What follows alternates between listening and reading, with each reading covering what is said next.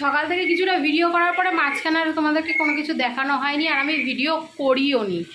এবার এখন আমি রান্না করছি। আজকে আমাদের রান্না অনেক ধরনের রান্না, মানে রান্নাটা বেশি ছিল দেখে আর ভিডিও করা হয়নি, কারণ আমাকে একটু ব্যাংকে যেতে হয়েছিল কিছু দরকারি কাজের জন্য। তো চলো তোমাদের দেখাই যে কী কী রান্না করছি।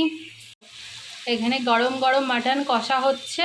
এটা রাতের জন্য, এটা অল্প মাটন নিয়ে এসছে একবেলার, একদম রাতের জন্য। 500 মতো মাংস আছে, এখানে 600 মতো মাংস আছে, ঠিক আছে। আলুটা এখানে ভেজে রেখেছে। আর এই দেখো পোস্ত করেছি, ঝিঙা পোস্ত, আমার মেয়ের খুব ফেভারিট। এটা একটু সকালে ভাত আছে। আর এই যে মাছ করেছি কাঁচকলা দিয়ে, আলু দিয়ে পাতলা ঝোল। ব্যাংকে যে কাজের জন্য গেছিলাম সেই কাজটা হয়নি আজকে, আবার আরেকদিন আমাদেরকে যেতে হবে। তো বাড়ি এসে আগে ফার্স্টে কেচে কুচে নিলাম, অনেক কটা কাঁচা ছিল, কেচে নিয়ে তারপরে এই মটনটা এখন রান্না করছি। আর ওগুলো তো সকালেই রান্না করে রেখে গেছি। এসে আগে কিছু কেচে তারপরে এখন রান্না করছি। কথা জড়িয়ে যাচ্ছে, কি বলবো। যাই হোক চলো রান্নাবান্না কমপ্লিট করে নিই, আবার মেয়ে স্কুল থেকে তাড়াতাড়ি চলে আসবে। বেলার মতো তো বেলা হয়েই যাচ্ছে।